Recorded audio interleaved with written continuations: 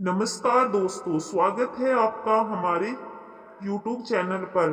बेटे बहू को दिया करारा सबक। आज की हमारी कहानी कलयुग की बहुत ही सुंदर कहानी। एक बार अपने बच्चों को जरूर सुनाए। आपके बच्चे भी इस कहानी को सुनकर सबक लेंगे और ऐसा करने से पहले इस कहानी को याद करेंगे। यह कहानी आपको रुला देगी। जरूर सुने। साहब, आज गरीबों में कपड़े और खाना दवाइयाँ बंटवानी है।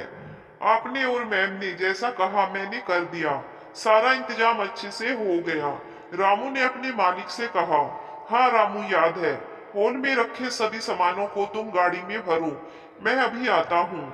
और मैम आज ही नहीं चलेगी, वो बच्चों के स्कूल में कुछ प्रोग्राम है तो वहां गई है, कहकर मानव ने 20-50 के नोटों का बंडल अपने पर्स में रखे, गर्म शॉल अपने कंधे पर डाली और गाड़ी में बैठ गए। साहब, किधर चलना है? पुलिया के नीचे या पुलिया के नीचे ही चलो, वहां के लोग भी तो ठंड से कपकपा रहे होंगे, कहते हुए मानो बंद शीशे से शहर की बदलती तस्वीर को देखते जा रहे थे। कुछ साल पहले तक तो कितनी हरियाली थी, यहाँ गर्मियों में पंखे की जरूरत ही नहीं पड़ती थी। पर अब ढूंढने से भी एक पेड़ नहीं मिलता। गाड़ी रुकते ही उनकी सोच को भी विराम लग गया। तभी पुलिया के नीचे का दृश्य देखकर मानव की रूह कांप गई। इतनी ठंड में इन बेचारों को खुले में रहना पड़ रहा है। उन्होंने रामू की मदद से एक एक करके सभी को कंबल ओढ़ाया और बच्चों को बिस्कुट के पैकेट दिए और रुपए देने लगे। तो कहीं से उन्हें कुछ शोर सुनाई दिया। अरे मारो मारो मारो इस बुढ़िया को, आज बचने न पाए, बदमाश औरत है ये। कब्र में पांव लटकाए बैठी है, पर रंगीन मिजाजी में कमी नहीं। कैसे बरगलाती है जवान। रेहड़ी वालों को कोई दया खाकर कुछ खाने को दे जाता है, तो कोई पहनने को जादूगरनी है पूरी। मानव शोर सुनकर वहां जल्दी से पहुंचे और देखा तो कई आदमी उस बुढ़िया को कंकर पत्थर और डंडों से मारना चाह रहे थे। मानव को आश्चर्य हुआ ये देखकर कि वो एक वृद्ध सी महिला थी, जो बिल्कुल खस्ता हाल हो रही थी। डरी हुई सहमी सी, फटे कपड़े पहन खुद को बचाने की असफल कोशिश करती जा रही थी और रोते हुए कुछ बड़बड़ाए जा रही थी। उसके चेहरे पर लोगों ने कपड़ा बांध रखा था ताकि भाग ना पाए। वह तेजी से उस भीड़ में घुसकर मानव ने उन्हें रोका और उन पर गुस्सा कर चीखा, क्या कर रहे हैं आप सब? दिमाग तो खराब नहीं हो गया आपका? क्यों एक असहाय औरत पर हाथ उठा रहे हैं? तो एक आदमी मानव से चिल्लाते हुए बोला, क्यों, तेरी सगी लगती है क्या? जानता भी है कि ये औरत कितनी चरित्रहीन है हमारे समाज पर। लेकिन उन्होंने क्या किया है? तुम लोगों को किसने बताया इनके चरित्र के बारे में? परेशान होते हुए मानव बोला, सभी कहते हैं बताने की क्या जरूरत है। उनमें से एक बोला, तो अगर मैं तुम्हारे लिए कुछ भी कहूंगा तो सब मान जाएंगे? विशाल गुस्से से धाड़ते हुए बोला। उस समय उनके पास कोई जवाब न था और वो इधर उधर बंगले में झांकने लगे। तभी उनमें से एक व्यक्ति बोला, अगर ये ठीक होती तो यहाँ क्यों पड़ी हुई है स्टेशन के बाहर? अपने घर होती न, अपने घर अपने पति और बच्चों के साथ होती। पर नहीं, ये तो यही पड़ी रहती है और लोगों को आते जाते परेशान करती है। अरे ऐसी औरतों का यही हश्र होता है। कैसी औरतों का? मानव गुस्से से बौखला गया था। बिना जाने पहचाने किसी पर भी इल्जाम लगाते आपको शर्म नहीं आती? कल को तुम्हारे घर की किसी महिला के साथ ऐसा हो जाए तो जुबान संभाल के बोले, महोदय, हमारे घर की महिलाएं सभ्य है, वो ऐसा कोई काम नहीं कर सकती। लोग बताते हैं ये बहुत रंगीन मिजाज थी, बुढ़ापे में इस करने चली थी, तभी इसके अपने सगे बच्चों ने इसे घर से निकाल दिया। चुप रहा। मानव चौंका जरूर था उनकी बात पर, लेकिन उसने देखा वो औरत बेहोश होने वाली थी। उसने दौड़कर उसे अपनी बाहों में संभाल लिया। माजी माजी, वो चिल्लाया संभाल कर, पर वो वृद्धा उसके हाथों में झूल गई और उनके चेहरे से जैसे ही कपड़ा हटा, मानव के पैरों तले जमीन सरक गई। उसे अपनी आंखों पर विश्वास ही नहीं रहा था। उसने गौर से देखा, उसका चेहरा झुर्रियों से भरा हुआ था, खिचड़ी से उलझे हुए बाल, धसी हुई आंखें, सूखे होठ और पिचके हुए गाल। हालांकि देखने से लग रहा था कि पता नहीं कितनी मार खाई है लोगों से उन्होंने। और उसकी गंभीरता बता रही थी कि उन्होंने कई महीनों से खाना नहीं खाया था उनके चेहरे पर सारे जमाने का दुख समेटे हुए दिखाई पड़ रहा था। मानव ने गाड़ी का दरवाजा खोलने के लिए रामू को इशारा किया और उन्हें गाड़ी में लिटा दिया और लोगों से बोला, ठीक है, इनसे मैं बात कर लूंगा, आप सब परेशान न होइए। मानव ने कहा तो सब उसे गुस्से में देखकर बड़बड़ाते हुए तितर बितर हो गए। उसने अपने बैग से पानी की बोतल निकालकर मानव ने उनके चेहरे पर कुछ पानी छिड़का। उन्हें होश आया। कमजोरी से आंख खोलते ही वो खुद को मानव के हाथों में देखकर उनकी आंखें भर आई और छिटक के दूर हो गई। मुझे माफ कर देना बेटा, मैंने कुछ ऐसा वैसा नहीं किया। ये लोगों को पता नहीं किसने ये झूठ बोल दिया कि मैं अपने पति और बेटे की कसम खाकर कहती हूँ। वो हाथ जोड़ते हुए विनती करने के अंदाज में बोली, आप ठीक तो है माँ जी? मानव ने पूछा तो वो जैसे ही आसमान से गिरी चौंक के मानव को देखी। माँ जी, यही कहा आपने। उनकी आंखों में प्रसन्न था। आप फिक्र न करें माँ जी, मैं मानव हूँ, आपके बेटे जैसा हूँ। मानव का नाम सुनकर जैसे ही कुछ धुंधला सा चेहरा याद आ रहा था, मगर दिमाग पर बार बार जोर डालने पर भी उन्हें कुछ भी सही से याद नहीं आ रहा था और वो दोबारा बेहोश हो गई। मानव ने जल्दी से गाड़ी अस्पताल लेकर चलने को कहा और वहां जाकर पता चला कि उसकी मानसिक हालत सही नहीं है। कुछ महीनों के इलाज के बाद वो बिल्कुल सही हो जाएगी। मानव ने डॉक्टर से उनका इलाज करने को बोला और उनके लिए एक अलग से नर्स का इंतजाम भी किया गया, जो हमेशा उनके साथ रहे। मानव रोज उनके घर का खाना और दवाइयाँ लेकर आता तो थोड़ी थोड़ी सी उनकी हालत में सुधार होने लगा। आज 15 दिन बाद जब वो पूरी तरह से ठीक हो गई तो उन्हें खुद को अस्पताल में देखकर आश्चर्य हुआ। बेटा, मैं यहाँ कैसे? पास बैठी नर्स से उन्होंने पूछा तो नर्स बोली, माँ जी, आपको यहाँ पर एक नौजवान लेकर आया था 1 महीने पहले, पर अभी वो 1 हफ्ते से यहाँ नहीं आए। शायद कोई काम आ गया होगा, लेकिन हर सुबह शाम डॉक्टर से और मुझसे फोन पर आपका हालचाल पूछते हैं। पर अब आप बिल्कुल ठीक है, आप यहाँ से अपने घर जा सकती है। घर का नाम सुनते ही सुनैना जी फूट फूट कर रोने लगी। तभी मानव गाड़ी लेकर वहां पहुंचा तो मानव को सामने देखते ही आज सुनैना जी फूट फूट कर रोने लगी। नर्स ने जब उन्हें बताया कि यह आपका यहाँ लेकर आए थे तो सुनैना जी ने मानव के आगे हाथ जोड़ दिया। मानव आगे बढ़कर उनके हाथों को थाम लिया और उन्हें गाड़ी में बैठाकर घर की ओर चल दिया। माँ जी, आपके साथ ऐसा क्या हुआ जो आपकी ऐसी हालत हो गई? सुनैना जी मानव को अपनी आप बीती बताने लगी और बीते दिनों में खो गई। अरे बबीता भाभी, पिछले साल आपने कहा था आप डबल डोर वाली फ्रिज लेगी, क्या हुआ, खरीद लिया? गर्मी तो फिर आ गई है। ये आपका बगीचा ठंडा पानी तो नहीं दे सकता, उसके लिए तो आपको फ्रिज ही खरीदनी पड़ेगी।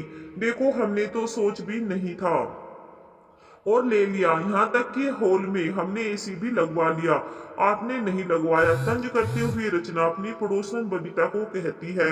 बबीता को बात बदलते हुए बोली, नहीं, अभी नहीं लिया, ये लेंगे। पर ये दे तो देखो, हमारे बगीचे जैसे फूल इस मोहल्ले में किसी के बगीचे में नहीं मिलेंगे। अब फूल फ्रिज में तो उग नहीं सकते। इतना कहकर वो हंसने लगी। रचना कहाँ चुप रहने वाली थी, उसने कहा, हाँ, ये तो बात है तो है। आपके बगीचे में सर्दी हो या गर्मी कितने सुंदर सुंदर फूल खिले रहते हैं। यह आपके बगीचे की मिट्टी का कमाल है या आपकी सासू माँ के हाथों का, क्योंकि बगीचे की देखभाल तो वही करती है। और क्या क्या करती है आपकी सास? बबीता हंसकर बोली, अरे नहीं नहीं, घर के काम उनसे कहाँ होती है। हाँ, बगीचे का वो कर लेती है। अब पूरे दिन घर में बैठी रहेगी, वो भी तो सही नहीं है। आप कहो तो आपके बगीचे में भी फूल लगवा दूं? हाँ हाँ, रचना तपाक से बोली। नेकी और पूछ पूछ, अगर आंटी जी और आपको कोई दिक्कत ना हो तो मैं भी पैसे खर्च करने के लिए तैयार हूँ। माली को इतने पैसे देती हूँ, फिर भी वो कामचोर न जाने क्या जंगल झाड़ लगाकर चला जाता है। फूल तो आते नहीं है, पैसे खर्च होते हैं और बगीचा भी वीरान रहता है। तभी बबीता की सास सुनैना जी मंदिर जाने के लिए निकली तो झुकी हुई नजरों से एक बार बबीता को देखी, फिर मुस्कुराते हुई रचना से बोली, बेटा, फूल तो बच्चों की तरह होते हैं, उन्हें सेवा और प्यार चाहिए। अगर माली नहीं करता है तो तुम थोड़ा वक्त निकाल कर लिया करो। फिर देखना कुछ दिनों में तुम्हारे बगीचे में भी हरियाली ही हरियाली होगी। इतना कहकर वो चुपचाप मंदिर चली गई। रचना हंसकर बोली, देख लो बबीता, भाभी एक बार सोचकर देखना, ये तो एक अच्छा बिजनेस है। बबीता झूठी मुस्कान अपने चेहरे पर सजाते हुए और उस बात को टालते हुए अपने घर के अंदर पैर पटकते हुए चली गई। रविवार का दिन था। बबीता का पति कौशल टीवी देख रहा था। अचानक पत्नी के पैर पटकने की आवाज से उसने तुरंत टीवी बंद कर दिया और बोला, इतनी सुबह सुबह इतना गुस्सा आखिर क्यों? गर्मी ज्यादा लग रही है, कहूँ तो ठंडा पानी लाकर दूं? बबीता गुस्से में बोली, नहीं, ठंडा पानी की जगह मुझे थोड़ा सा जहर लाकर दे दो। एक डबल डोर फ्रिज तो तुमसे लिया नहीं जाता और मुझे ठंडा पानी दोगे? तुम्हारी माँ को घर के काम कहती हूँ तो पसीने छूटते हैं, और दूसरे अगर थोड़ी तारीफ कर देते हैं तो अपने आप को रानी समझने लगती है। आने दो बुढ़िया को, फिर बात करती हूँ। कौशल बोला, आखिर बात क्या है? बबीता को मौका मिल गया। उसने कहा, बात चाहे जो भी हो, मुझे डबल डोर फ्रिज और हॉल के लिए एसी लेनी है, मतलब लेनी है। कौशल बोला, देखो भाग्यवान, मेरे हाथ में इतने पैसे तो अभी नहीं है, ऊपर से माँ का हर महीने दवाई का खर्चा होता है। हाँ, माँ यहाँ नहीं होती और बाबूजी के पेंशन का पैसा हमारे हाथ में आता तो मैं एक बार सोच भी सकता था। इतना कहकर वो वहां से उठकर चला गया। बबीता के दिमाग में तो कुछ खिचड़ी पकने लगी। 1 घंटे बाद सुनैना जी जब मंदिर से लौटी तो बबीता बोली, मम्मी जी, आपने तो मुझे बुरी तरह फंसा दिया। आपने रचना के सामने इतनी तारीफ की, अब उसके बगीचे का भी काम आपको ही लेना होगा। सुनैना जी कुछ कहती उससे पहले कौशल वहां आया और बोला, माँ, किसने कहा था वहां डींगे हाँकने के लिए? अब आस पड़ोस में हमारी इज्जत बनी रहे और रिश्ता खराब ना हो, उसके लिए आपको इतना तो करना ही पड़ेगा। सुनैना जी बोली, बेटा, अब मेरी उम्र नहीं है कि मैं इतनी देर बगीचे में काम कर सकूं, फिर लोग देखेंगे तो क्या कहेंगे? बबीता बोली, ठीक है, तो आप सांझ ढलने के बाद रचना के बगीचे का काम खत्म कर देना, फिर आकर रात के खाने की तैयारी कर लेना, बस। इतना कहकर दोनों पति पत्नी वहां से चले गई। सुनैना जी अपने कमरे में बैठी अपनी किस्मत को कोस रही थी और ईश्वर की तस्वीर को देखते हुए कह रही थी, हे भगवान, आखिर मेरे लिए आपने क्या तय कर रखा है? बेटे बहु अपमान करते हैं, मैं चुपचाप सह लेती हूँ, अब क्या दूसरों के घर मजदूरी भी करवाएंगे? इधर बबीता ने रचना से उसके बगीचे को सुंदर बनाने के लिए 10,000 रुपये में बात कर ली, जिसकी खबर ना तो कौशल और ना ही सुनैना को जी लगने दी। सुनैना जी के हाथों में तो मानो जादू था, वो कुछ भी लगा देती, हरा भरा हो जाता। धीरे धीरे आस पड़ोस में ये बात फैलने लगी और हर कोई सुनैना जी से अपने बगीचे को हरा भरा करवाना चाहता। बबीता की आंखों में लालच आ गया, उसे तो हर जगह नोटों की हरियाली दिखने लगी। अब बेचारी सुनैना जी एक एक करके मजदूरों की तरह लोगों के घरों में काम करती, पूरे दिन, और घरों के बगीचों का काम करके थक कर चूर हो जाती थी। लेकिन बेटे बहू को उनके दर्द से कोई फर्क नहीं पड़ता था। एक रोज उसने कौशल को बड़े प्यार से कहा, सुनो जी, अब आपको फ्रिज और एसी के लिए मारा मारी नहीं करनी पड़ेगी और ना ही अब मम्मी जी को पापा जी के पेंशन के लिए जरूरत पड़ेगी, और उनका मन भी बहलता रहेगा। आपसे पूछ रही हूँ, अगर आप हाँ कहो तो एक उपाय बताओ। उपाय? हाँ हाँ बताओ।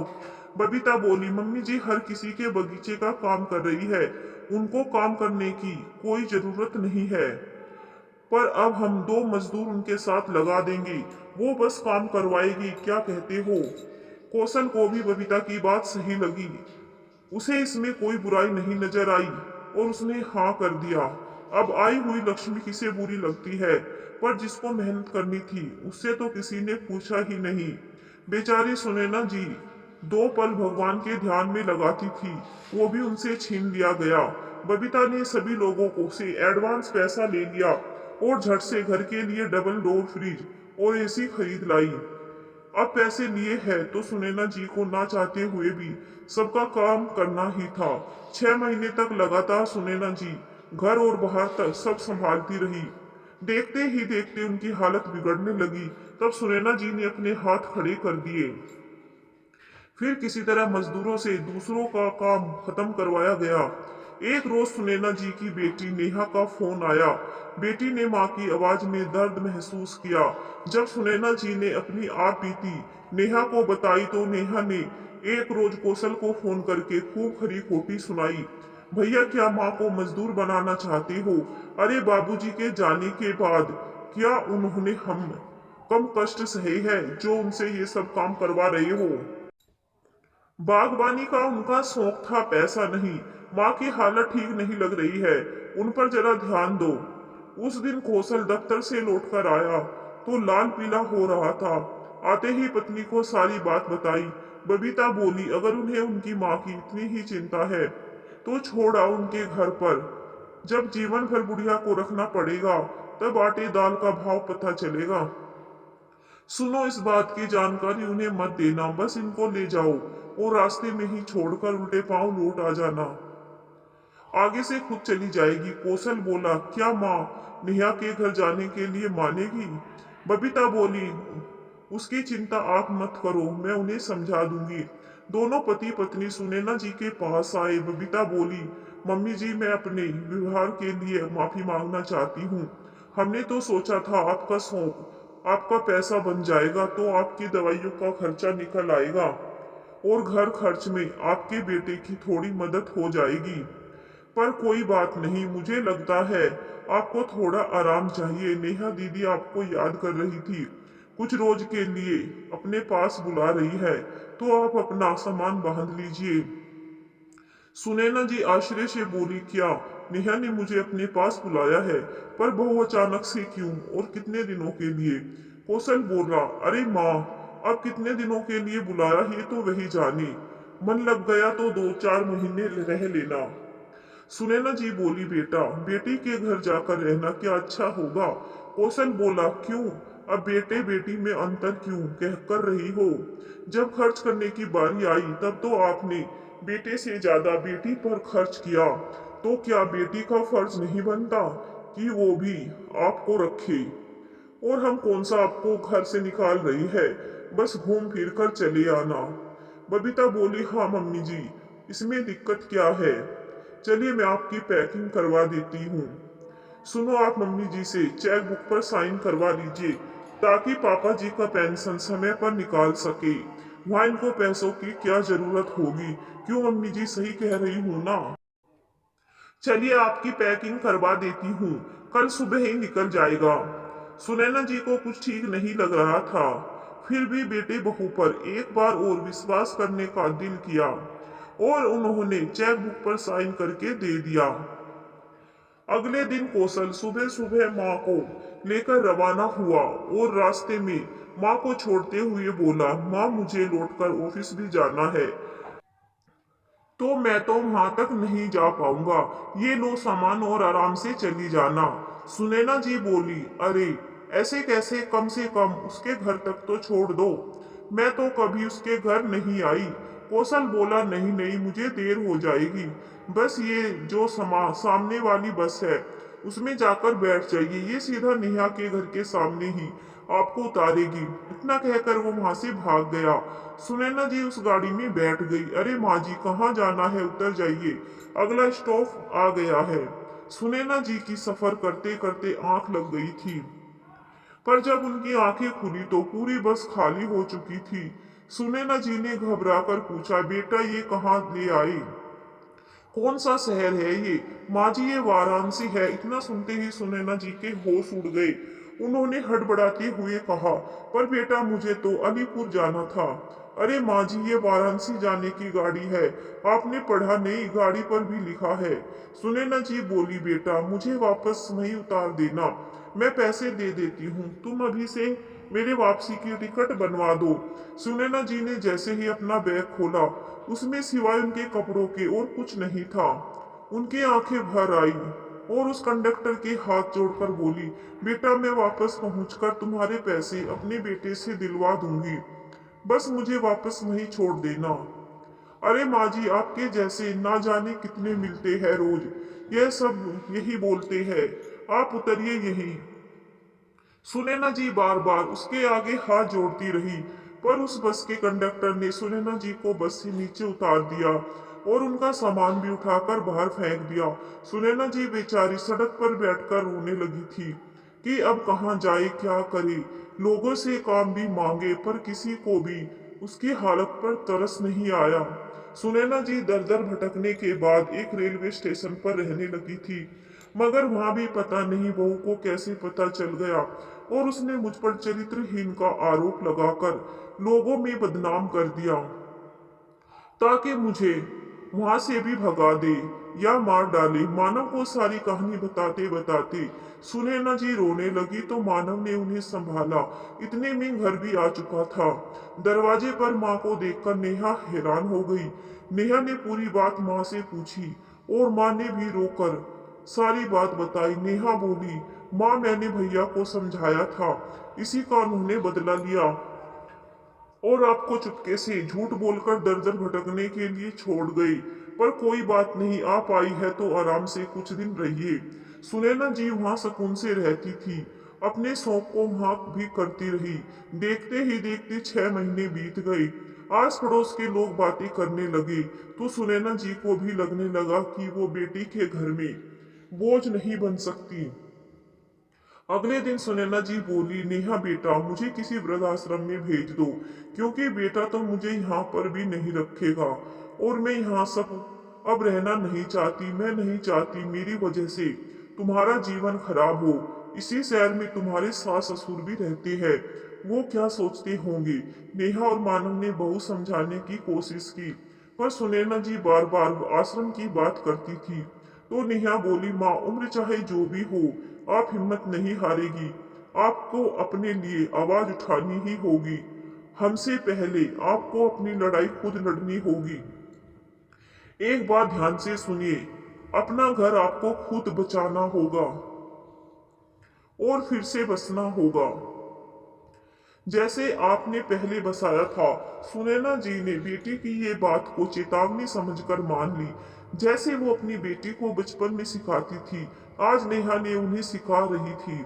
नेहा बोली, माँ आपको मैं वृद्धाश्रम तो नहीं भेजूंगी, या तो आप यहाँ रहो या आपको अपने घर जाना होगा। ये समझ लो, आपके जीवन की सबसे बड़ी चुनौती है। सुनैना जी ने अपनी बेटी की आंखों में देखा, वहां शून्य नहीं था, बल्कि हिम्मत की ज्वाला जल रही थी। उन्होंने अपना फैसला बदल दिया। ये देखकर नेहा बहुत खुश थी और बोली, माँ समाज कितने स्तरों पर औरत की परीक्षा लेता रहेगा। जीवन भर एक औरत ही परीक्षा देती रहेगी, कभी बेटी बनकर, कभी पत्नी और अब माँ बनकर। नेहा ने गौर से देखा तो सुनैना जी की आंखों में अजीब सी विरक्ति फैली हुई थी। नेहा अपने दर्द को दिखा तो रही थी, किंतु उसका कलेजा अंदर से फटा जा रहा था कि माँ ने कैसे उस घर को जतन से बसाया था। आज उसी को इस उम्र में यातना और गुलामी का चोला खुद का परिवार पहना रहा है। आखिर क्यों? क्या उनका बुढ़ापा नहीं आएगा? नेहा ने अपने भाई को फोन किया और बोली, भैया आपने तो चोरी से माँ को रास्ते पर भटकने के लिए छोड़ दिया, पर मैं डंके की चोट पर कह रही हूँ कि माँ अपने घर वापस आ रही है, तो आप स्टेशन पर उन्हें लेने पहुंच जाइएगा। इतने दिन मैंने अच्छे से संभाला, उनकी सेवा की। अब आप जानिए और माँ जाने कि उन्हें क्या फैसला लेना है। इतना कहकर उसने फोन रख दिया। इतना सुनते ही दोनों के पैरों तले जमीन सरक गई कि माँ नेहा के पास कैसे पहुंच गई। उधर सुनैना जी के मन में द्वंद चल रहा था और अपनी किस्मत पर रोना आ रहा था कि पति के राज में रानी और बेटे के राज में नौकरानी का सफर कितना मुश्किल भरा था।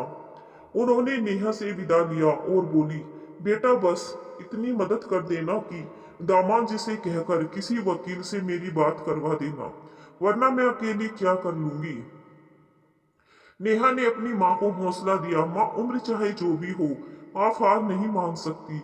हिम्मत रखिए, मैं और मानव आपके साथ है, लेकिन ये लड़ाई पर अकेली ही आपको लड़नी होगी और बाकी अपने जैसे लोगों के लिए मिसाल बनेगी, क्योंकि हर माँ के पास बेटी नहीं होती और हर माँ को अब से अपनी लड़ाई खुद लड़नी होगी।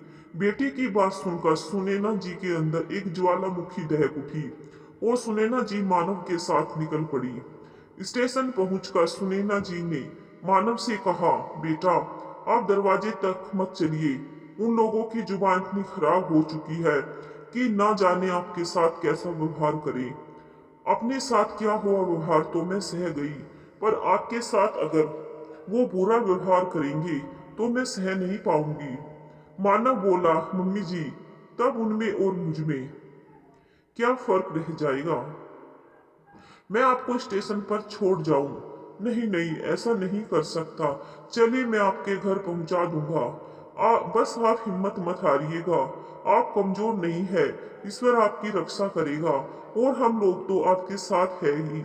सुनैना जी दामाद के सामने रोना नहीं चाहती थी, परंतु फूट फूट कर रोने लगी तो वहां जाना नहीं चाहती थी।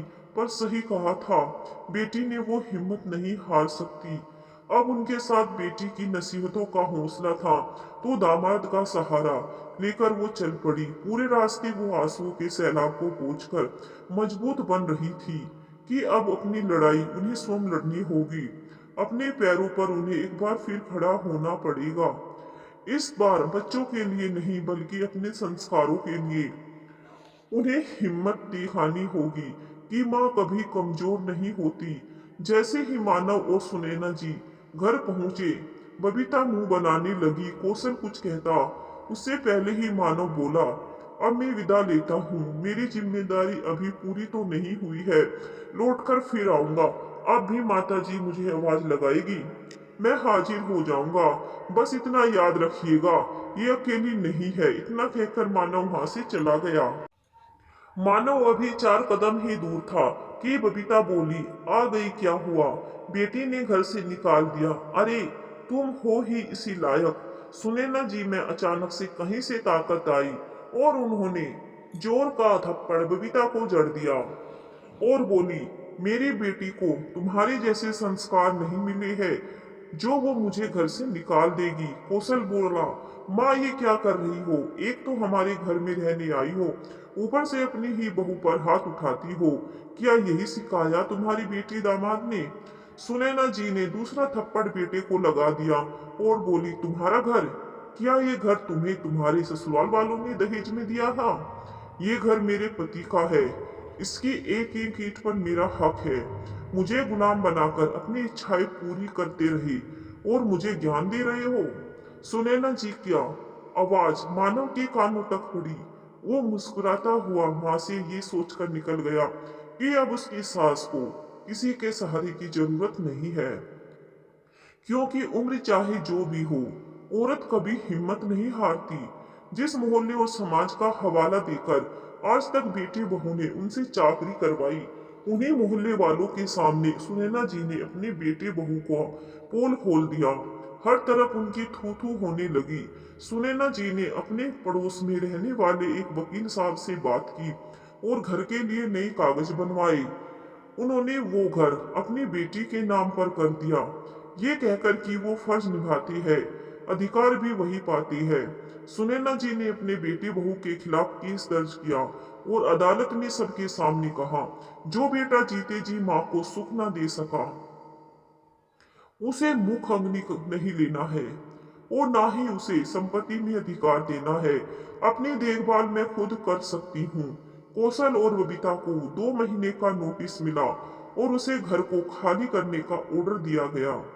अब वो लोग अपने सारे सामान के साथ जा रहे थे तो सुनैना जी बोली, ये फ्रिज और एसी तुम लोग नहीं ले जा सकते क्योंकि ये मेरी कमाई का है। बबीता हक्की बक्की देखती रह गई कि उसकी साथ 6 महीने में इतनी कैसे बदल गई। आखिर बेटी ने क्या खिला दिया और कहां से ही इतनी हिम्मत दे दी जो वो हर करने को तैयार नहीं। बबीता के चेहरे पर प्रश्नों की लकीर देखकर सुनैना जी बोली, बहू ये हिम्मत और हौसला मेरे अंदर ही कहीं थी, जिसे तुम लोगों ने अपने व्यवहार से दबा दिया था। और मेरी बेटी ने ममता की वो छांव जो मैं कभी अपने बच्चों को देती थी, उसी प्रेम से उस हिम्मत को वापस मेरे अंदर जगाया। याद रखो, उम्र चाहे जो भी हो, एक औरत और एक माँ कभी हिम्मत नहीं हारती। जो बहू बेटी को माँ का प्यार दे सकती है, तो वक्त पड़ने पर बिगड़ी हुई बहू को बेटी को सबक भी सिखा सकती है। लेकिन जाओ मेरे घर से और कभी पलटकर यहाँ मत आना। इतना कहकर बेटे बहू के मुंह पर उन्होंने दरवाजा सदा के लिए बंद कर दिया। नेहा और मानव को सुनैना जी पर गर्व हुआ और सुनैना जी की हिम्मत देखकर बाकी लोगों को भी हिम्मत आई कि एक अकेली माँ जब अपने पर आ जाए तो कुछ भी कर सकती है। अगर एक अकेली माँ अपनी औलाद को सारे सुख सहकर आसमान तक पहुंचाने की हिम्मत रखती है तो वक्त आने पर उसी नालायक औलाद को जमीन की धूल चटाने की भी ताकत रखती है। दोस्तों, आपको ये कहानी कैसी लगी हमें कमेंट करके जरूर बताइए और वीडियो में नए आए हो तो वीडियो को लाइक और चैनल को सब्सक्राइब भी जरूर कर दें। धन्यवाद आप सभी का कहानी देखने के लिए, सुनने के लिए।